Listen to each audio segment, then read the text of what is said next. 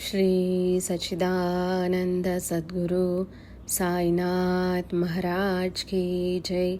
सद्गुरु श्री साईनाथुनि शरद बाबूजी की जय। శ్రీ సాయి సచ్చరిత 13వ అధ్యాయం. బాబా వచనాలు అతి చిన్నవిగా సూత్రాల వలె సంగ్రహంగా ఉన్నా అవి అర్థగాంభీర్యంతో గహనంగానూ సమగ్రంగానూ ఉండేవి. తత్వంలోని అర్థం లోతుగా గూఢంగా ఉండేది. వారి మాటలు ఎప్పుడూ నిరర్థకం కావు. అవి అమూల్యంగానూ సమతుల్యంగానూ ఉండేవి. ఇక పూర్వాపరాల అనుసంధానంలో ఉండండి. లభించిన దానిని అనుసరించి ప్రవర్తించండి. ఎప్పుడూ తృప్తిగా ఉండండి. లేనిదానికై చింతపడకండి.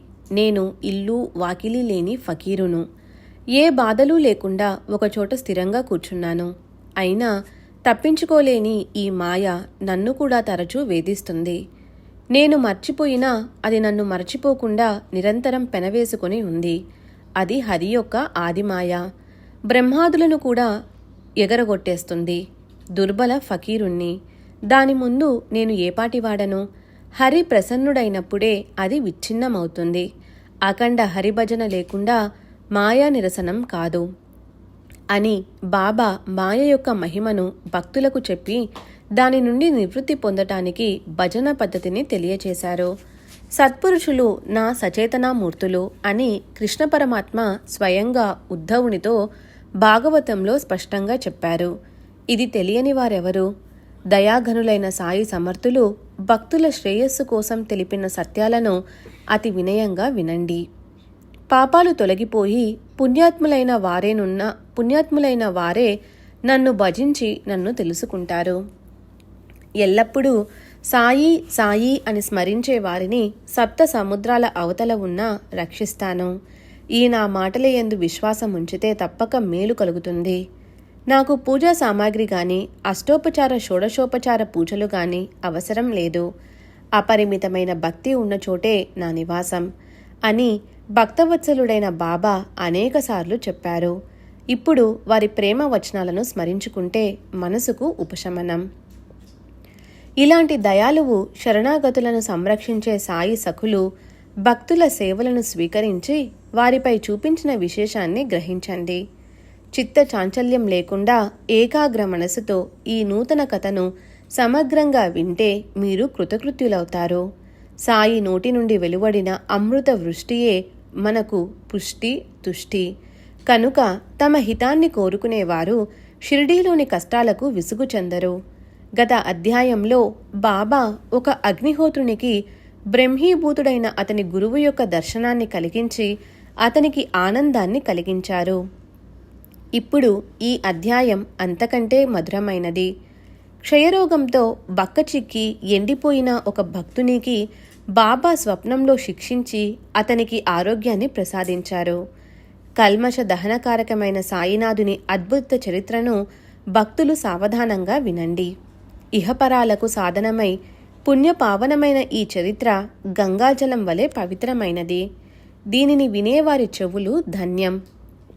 దీనిని అమృతంతో పోల్చుదామంటే అమృతం ఇంతకంటే మధురంగా ఉంటుందా? అమృతం ప్రాణాన్ని రక్షిస్తుంది. ఈ చరిత్ర జన్మరాహిత్యాన్ని ఇస్తుంది. మేము శక్తిగల వారం, తలుచుకున్నదేదైనా చేసేయగలం అని అనుకునేవారు ఈ కథను వినాలి. నిజంగా జీవులు స్వతంత్రులే అయితే మరి అహోరాత్రాలు సుఖాలకై శ్రమిస్తున్నా దుఃఖం మాత్రమే కలుగుతుంది. ఎందుకు? ఇది విధి విలాసం. దుఃఖాన్ని తప్పించుకోవటానికి అడుగడుగున అనుక్షణము అప్రమత్తంగా ఉన్నా దుఃఖం అతి శ్రద్ధగా మనలను వెదికి వెంటాడుతుంది. తప్పించుకోబోతే మెడకు చుట్టుకుంటుంది. తీసి పారవేయాలనుకుంటే అధికంగా పెనవేసుకుంటుంది. దానితో జీవులు అహర్నిశలు పోరాడటం వ్యర్థ ప్రయత్నం. వాస్తవంగా జీవులు స్వతంత్రులే అయితే సుఖాలన్నీ వారి అధీనంలో ఉంటూ దుఃఖం లవలేశమైన వారిని అంటకుండా ఉండాలి కదా. స్వతంత్ర బుద్ధితో ఎప్పుడూ పాపాలు చేయకుండా పుణ్యాలనే సమృద్ధిగా సంపాదించుకొని బాబా సుఖాలనే పొందాలి కదా. కాని జీవుడు స్వతంత్రుడు కాడు. కర్మతంత్రం అతని వెంటనే ఉంటుంది. దాని లీల విచిత్రం. జీవులు కర్మచేతిలో కీలుబొమ్మలు. పుణ్యకర్మలను చేయాలనే ఉద్దేశమున్నా పాదాలు పాపం వైపుకు లాక్కెళుతాయి. ఏ సత్కర్మలు చేయాలి అని వెతుక్కుంటుంటే దుష్కర్మలు ఎదురవుతాయి. పూణే జిల్లాలోని జున్నూర్ తాలూకాలో నారాయణగాం అనే ఊరి పటేలు భీమాజీ. ఇప్పుడు అమృతరసం వంటి అతని కథను వినండి. భీమాజీ ఇల్లు సకల సుఖాలతో సంపదలతో ఉండేది. అతడు వచ్చేపోయే వారికి భోజనం పెట్టేవాడు. ఎన్నడూ ఏ బాధ లేక ఎల్లప్పుడూ ప్రసన్న మనసుతో ఉండేవాడు. విధి యొక్క విలక్షణమైన సంయోగం.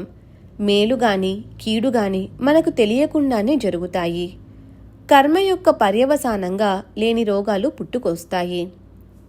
క్రీస్తు శకం 1909 సంవత్సరం దురదృష్టం భీమాజీని పీడించటంతో కఫ క్షయరోగోద్భవం వలన జ్వరం కూడా పుట్టుకొచ్చింది. భరించలేనంత దగ్గుతో జ్వరం కూడా అధికమవసాగింది. రోజురోజుకు బాధ ఎక్కువ కాగా భీమాజీ నిరాశ చెందాడు. నోటి నుండి ఎప్పుడూ కఫం, రక్తం గడ్డలు పడటం ఎక్కువ కాసాగింది.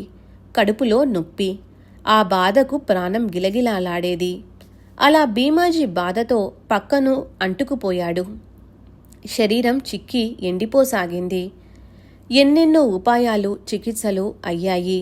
అతనికి అత్యంత విరక్తి కలిగింది. అన్నపానీయాలేవీ రుచించేవి కాదు. పథ్యమాహారం కూడా జీర్ణమయ్యేది కాదు. అటువంటి అస్వస్థత కారణంగా ఏమీ తోచక అతని పరిస్థితి సహించలేనిదిగా తయారైంది. దేవీ దేవతలకు పూజోపచారాలు జరిగాయి.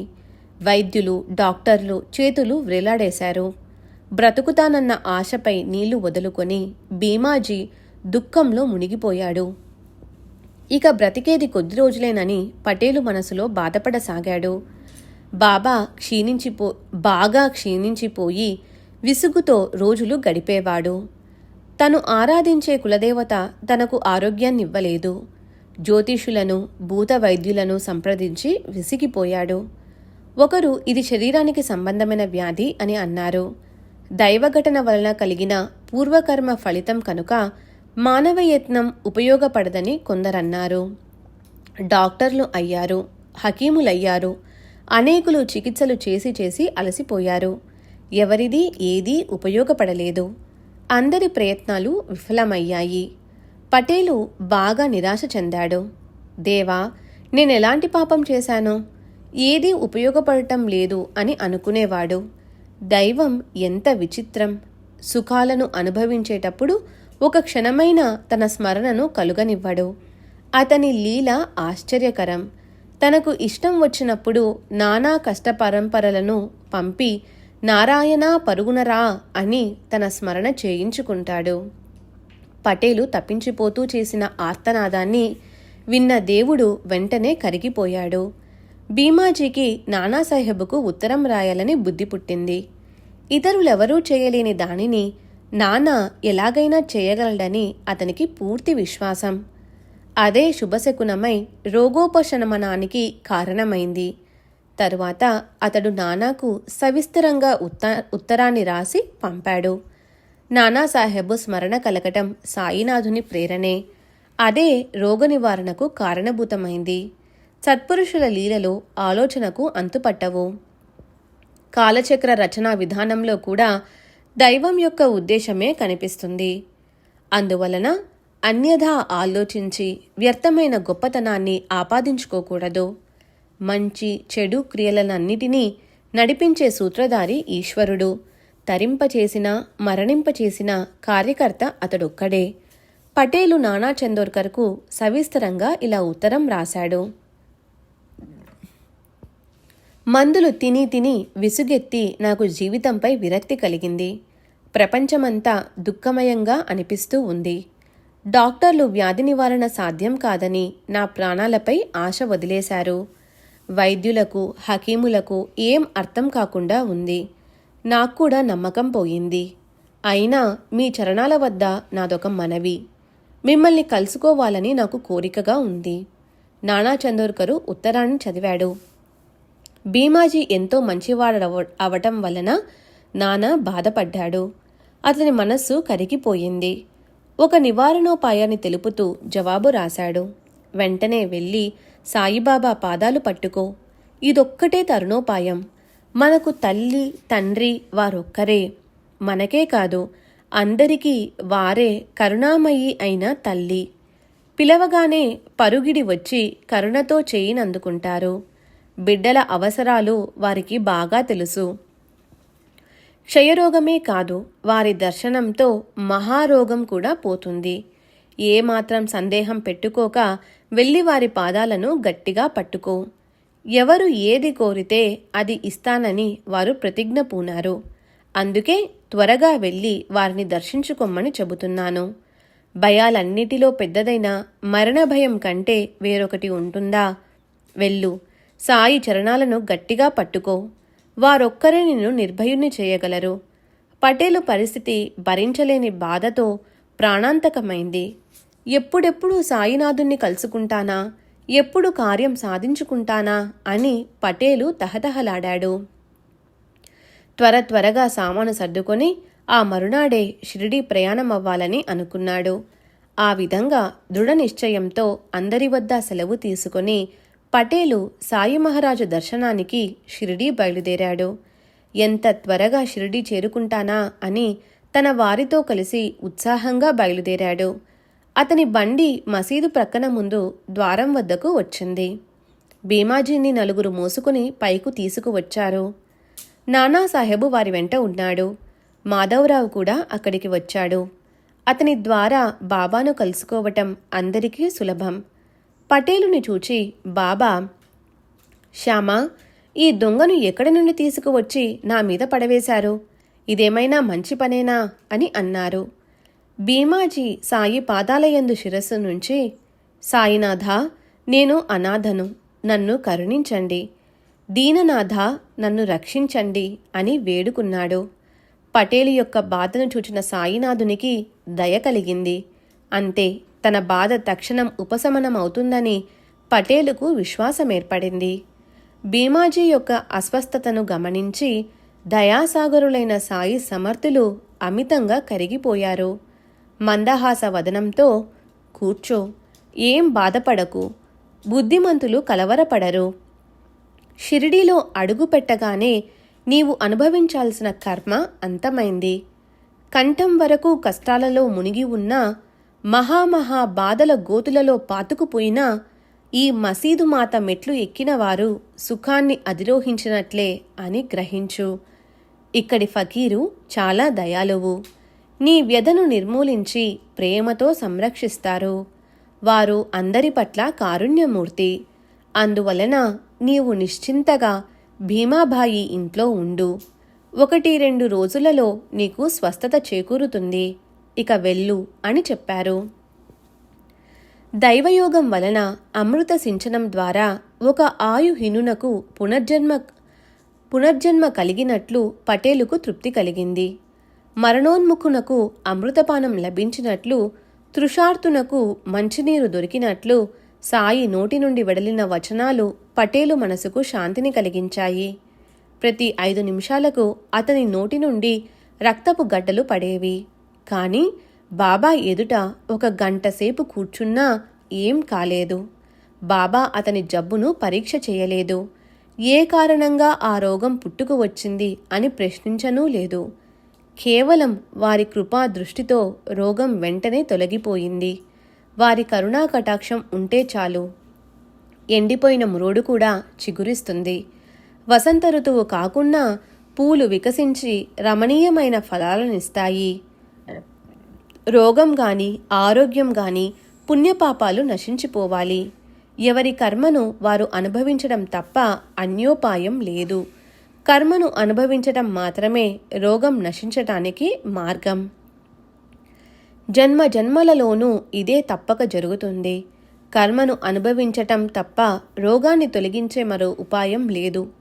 అయినప్పటికీ సత్పురుషుల దర్శనం వ్యాధి ఉపశమనానికి ఒక కారణం. దానితో వ్యాధిగ్రస్తులు దుఃఖపడకుండా వ్యాధి యొక్క బాధను సహించగలరు. వ్యాధి దారుణమైన బాధను కలిగిస్తుంది. కానీ సత్పురుషులు తమ కరుణా కటాక్షంతో కర్మానుభవ బాధలను సులువుగా నివారిస్తారు. అందువలన బాబా వచనాలే ప్రమాణం. అవి రామబాణం వంటి ఔషధం. ఒకసారి నల్ల కుక్కకు పెరుగన్నం తినిపించగా చలిజ్వరం నివారణమైంది. కథలో మరొక అడ్డుకథ అని అనిపిస్తుంది, కానీ దీని సారాంశాన్ని శ్రవణం చేస్తే ఆ కథ ఇక్కడ ఉచితమని అనిపిస్తుంది. దీనిని నా స్మరణకు తెచ్చింది సాయియే. నా కథను నేనే రచిస్తానని వారు చెప్పినట్లే ఇప్పుడు వారే నాకు ఈ కథను గుర్తు చేశారు. బాలా గణపతి అనే గొప్ప భావికుడైన దర్జీ జాతివాడు ఉండేవాడు. అతడు మసీదులోనికి బాబా వద్దకు అతి దీనంగా వచ్చాడు. బాబా, నేనేం పాపం చేశానో నన్ను ఈ చలిజ్వరం విడిచిపెట్టడం లేదు. ఎన్నో చికిత్సలు చేసినా ఇది నా శరీరాన్ని విడవటం లేదు. నేనేం చేయను? ఔషధాలు, కషాయాలు అన్నీ అయ్యాయి. ఈ చలిజ్వరం పోయే ఉపాయాన్ని మీరైనా చెప్పండి అని ప్రాధేయపడ్డాడు. అప్పుడు బాబాకు దయ కలిగి ఆ చలిజ్వరానికి ఒక ఉపాయాన్ని చెప్పారు. ఆ వింత కథను వినండి.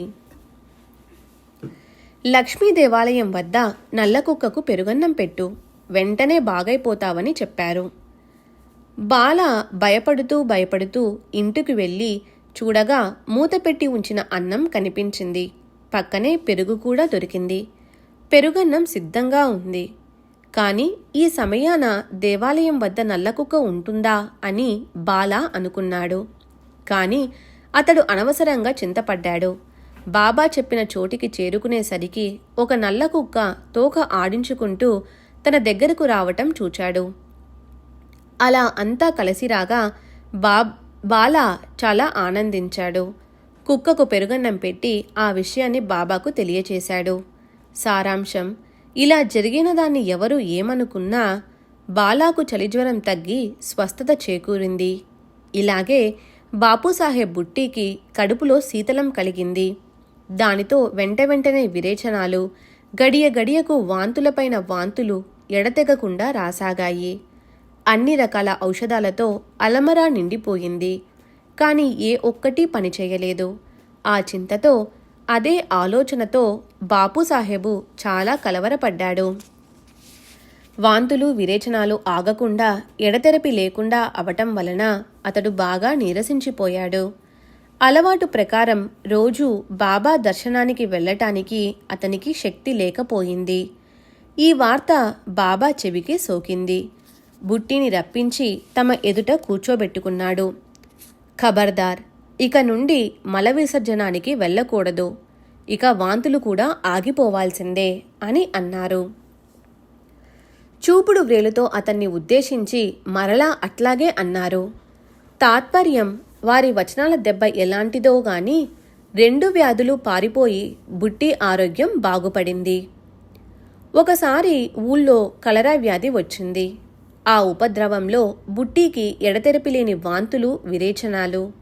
దప్పికతో అతని ప్రాణం విలవిలలాడింది. అతని దగ్గరే ఉన్న డాక్టర్ పిల్లే అన్ని ప్రయత్నాలు చేశాడు. కానీ అవేవీ ఫలించలేదు. చివరకు బాబా వద్దకు వెళ్ళాడు. విషయాన్ని వారికి వివరించాడు. అతనికి కాఫీ ఇవ్వమంటారా లేక మంచినీరే మంచిదా అని పిల్లే బాబాను అడిగాడు. అప్పుడు బాబా, పాలలో బాదం, అక్రోట్, పిస్తా వేసి ఆ ఖీరును అతనికి త్రాగటానికి ఇవ్వండి. దానివలన అతని దప్పిక తీరుతుంది, వ్యాధి త్వరగా నివారణమవుతుంది అని చెప్పారు. అలాంటి జావను త్రాగించగా బుట్టికి కలిగిన ఉపద్రవం తొలగిపోయింది. అక్రోటు, పిస్తా, బాదములతో కలరా వ్యాధి తగ్గుతుందా? బాబా వచనాలయందు విశ్వాసమే మూల కారణం. అక్కడ సందేహానికి తావులేదు. ఒకసారి ఆలంది నుండి ఒక స్వామి సాయి సమర్థుని దర్శనానికి షిరిడీ గ్రామానికి వచ్చి సాయి నివాసానికి చేరాడు.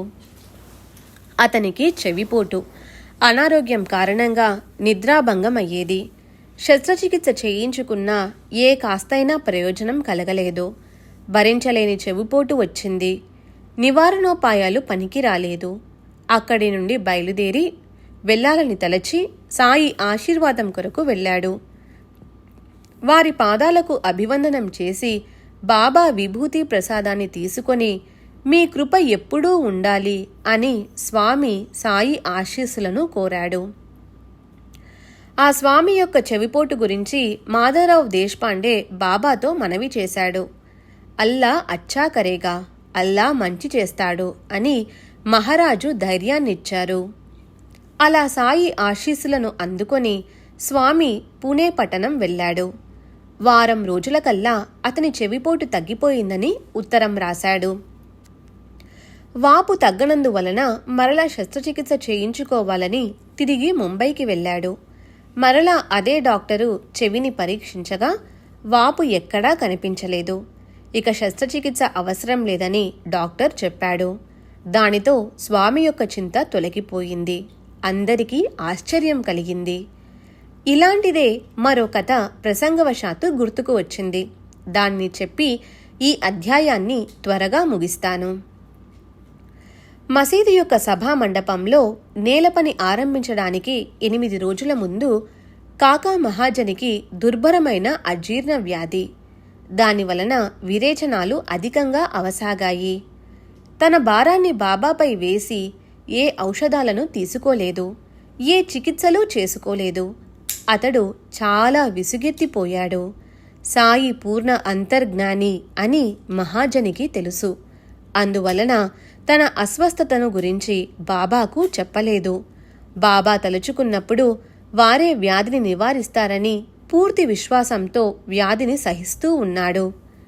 కర్మ ఫలితాన్నంతా అనుభవించాల్సిందే, కానీ తనకు పూజలో ఏ ఆటంకం కలగకూడదని కాక ఎప్పుడూ కోరుకునేవాడు. విరేచనాలు ఎడతెరిపి లేకుండా అవుతున్నందువలన వాని వలన హారతి సేవ తప్పిపోకుండా ఏం చేశాడంటే చెంబులో నీరు నింపి చీకట్లో కూడా చేతికి అందేలా మసీదులో ఒక మూల ఉంచాడు. తను బాబా వద్ద చరణ సంవాహన చేస్తూ కూర్చునేవాడు. హారతికి హాజరయ్యేవాడు. రోజూ ఇలాగే జరిగేది. కడుపులో కదలిక కలగగానే చేతికి అందుబాటులో ఉన్న చెంబు పుచ్చుకొని ఏకాంత స్థలానికి వెళ్ళి నిర్మలుడై తిరిగి వచ్చేవాడు. నేలపని ప్రారంభించటానికి తాత్య బాబాను ఆజ్ఞ వేడగా వారు అతనితో ఏమన్నారో వినండి. మేము లెండీకి వెళ్ళి తిరిగి వచ్చాక ఈ నేల పని ప్రారంభించండి అని. తరువాత బాబా లెండీ నుండి తిరిగి వచ్చి వెళ్ళి తమ ఆసనంపై కూర్చున్నారు. ఆ సమయానికి సరిగ్గా కాకా వచ్చి బాబా పాద సంవాహన మొదలుపెట్టాడు. కోపర్గాం నుండి వచ్చిన టాంగాలో ముంబై నుండి భక్తులు వచ్చారు. పూజా సామాగ్రితో పైకి వెళ్లి బాబాకు అభివందనం చేశారు. ఇతర భక్తులతో పాటు అంధేరి నుండి పటేలు కూడా వచ్చి పూజ కోసం పుష్పాలను అక్షతలను పట్టుకొని ఎదురు చూస్తూ కూర్చున్నాడు. ఇంతలో క్రింద ప్రాంగణంలో రథాన్ని ఉంచే చోట గుణపంతో త్రవ్వుతూ నేలపని మొదలైంది.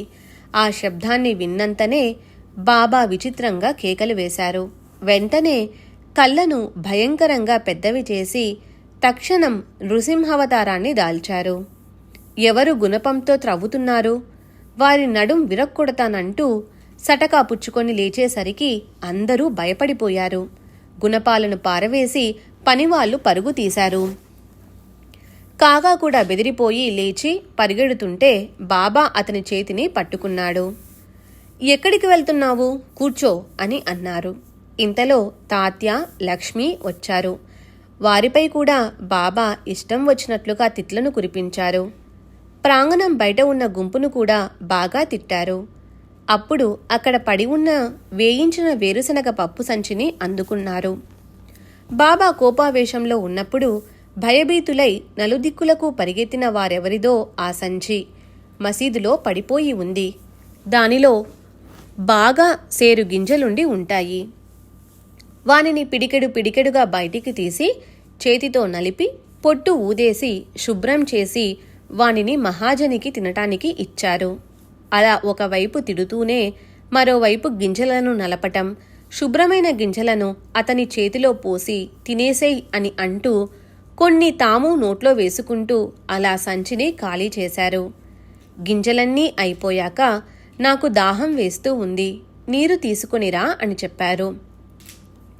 కాక చెంబు నిండా నీరు తేగా తాము స్వయంగా త్రాగి అతనిని త్రాగమని చెప్పారు.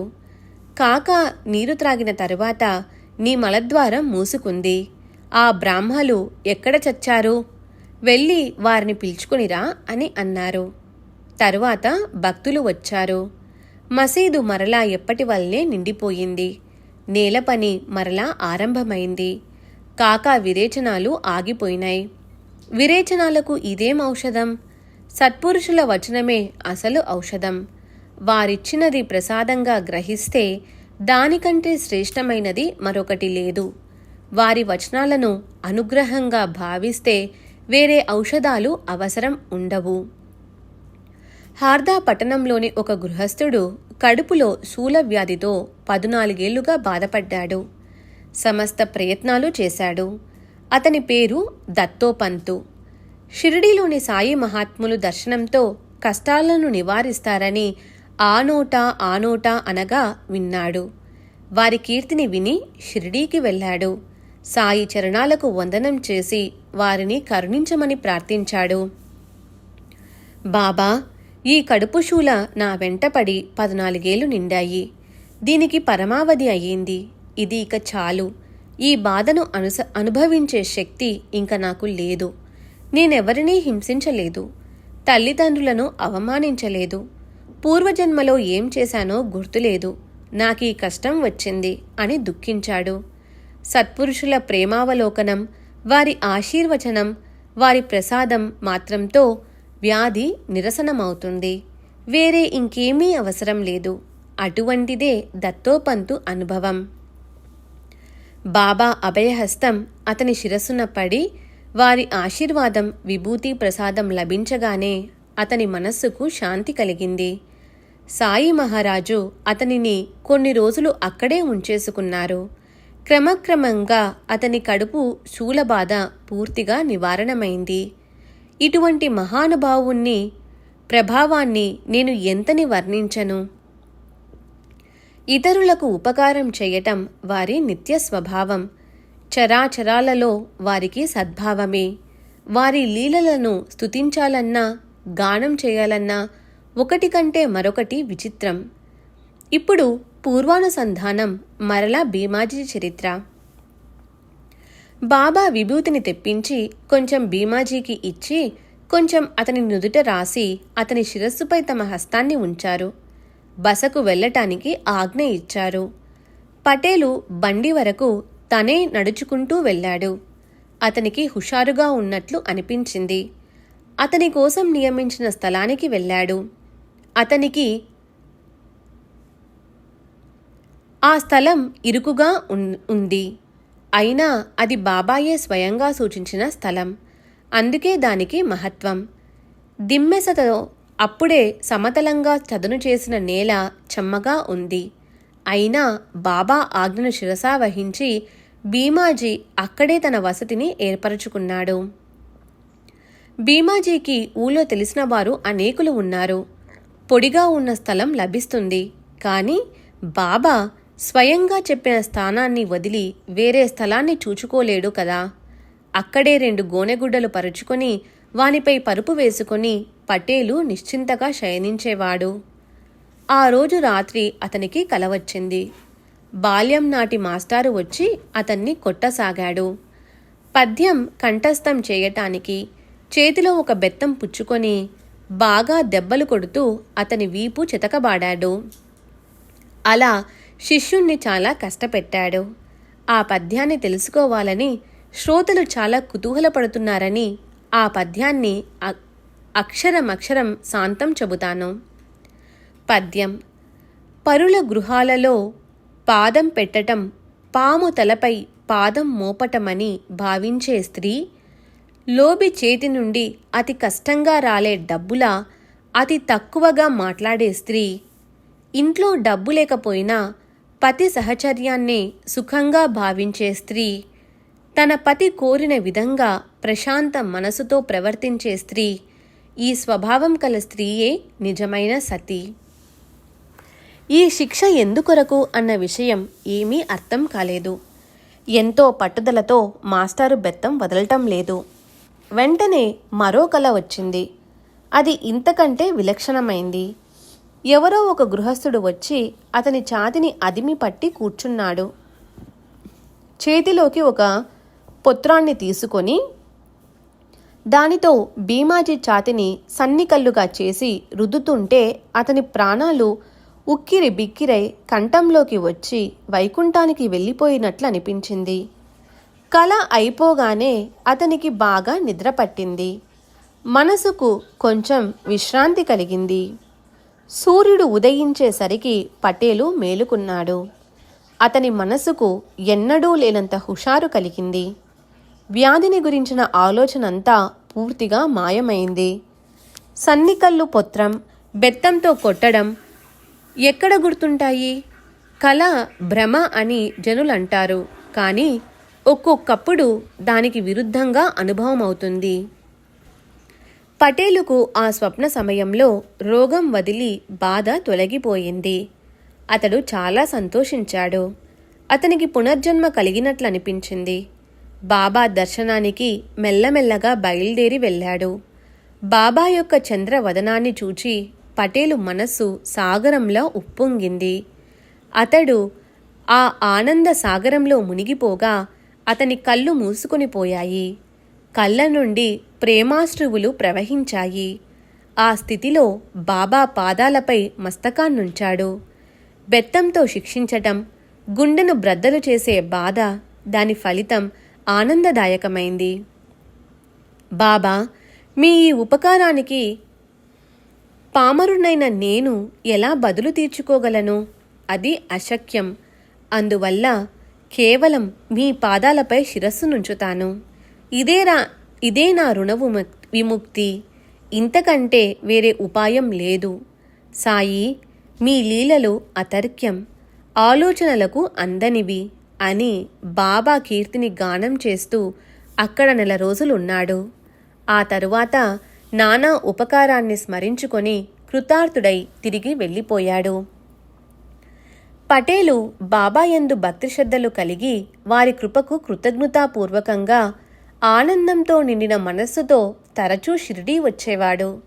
సాయినాథునికి 2 చేతులు, 1 తల, అనన్య శ్రద్ధా విశ్వాసాలు, ఇవి చాలు.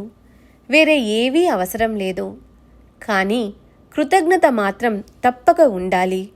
కష్టాలలో చిక్కుకున్న వారెవరైనా సత్యనారాయణ స్వామికి మొక్కుకొని ఆపదల నుండి బయటపడగానే సత్యనారాయణ వ్రతాన్ని సాంగోపాంగంగా ఆచరిస్తారు. అట్లే పటేలు సాయి సత్యవ్రతం చేయసాగాడు. ప్రతి గురువారం శుభ్రంగా స్నానం చేసి విధి పురస్సరంగా వ్రతాన్ని చేసేవాడు.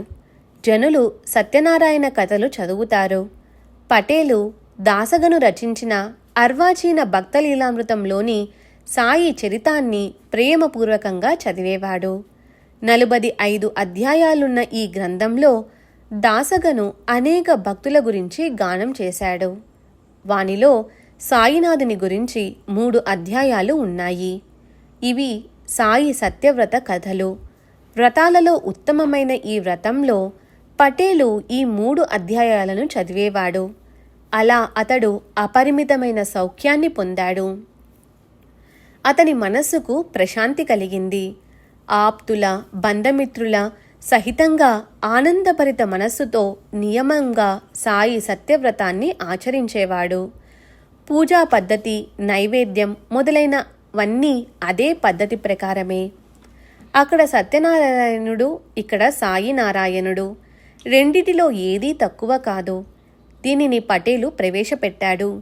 ఇది ఊరిలో పరిపాటై ఈ సాయి సత్యవ్రతం పరంపరగా వాడుకలోనికి వచ్చింది. భాగ్యముంటే దయామయులైన ఇటువంటి సత్పురుషులు తమ దర్శనంతో ప్రపంచంలోని దుఃఖాలను హరించి వేస్తారు. వారు కాలాన్ని వెనక్కు మళ్లిస్తారు. ఇక తరువాతి కథలో ఒకరి సంతాన చింతన వర్ణన, దీనిలో సత్పురుషులలోని ఏకాత్మత చమత్కారం ప్రకటమవుతాయి. నాందేడు పట్టణ నివాసి పార్సీ జాతీయుడైన ఒక గొప్ప శ్రీమంతునికి బాబా ఆశీర్వాదం లభించి పుత్ర సంతానం కలగటం, మౌల్వీ సాహెబు అనే సాధువు గురించి బాబా సూచించటం, పార్సీ వ్యక్తి ఆనందంతో తన గ్రామానికి వెళ్ళిపోవడం. అత్యంత ప్రేమపూరితమైన ఈ కథను శ్రోతలు శాంతచిత్తులై వినండి. సాయి యొక్క వాత్సల్యం, వారి సర్వవ్యాపకత్వం తెలుస్తాయి. హేమాడ్ పంత్ సాయికి శరణుజొచ్చి తరువాతి అధ్యాయాన్ని శ్రద్ధగా శ్రవణం చేయండని సాధువులకు శ్రోతలకు నమస్కరిస్తున్నాడు. స్వస్తి శ్రీ సంత సజ్జన ప్రేరితము భక్త హేమాడ్ పంత్ విరచితము అయిన శ్రీ సాయి సమర్థ సచ్చరితంలో భీమాజీ క్షయ నివారణమన్న 13వ అధ్యాయం సంపూర్ణం. శ్రీ సద్గురు సాయినాథార్పణమస్తు. శుభం భవతు. శ్రీ సచ్చిదానంద సద్గురు సాయినాథ్ మహారాజ్ కీ జై. సద్గురు శ్రీ సాయినాథుని శరత్ బాబూజీ కీ జై.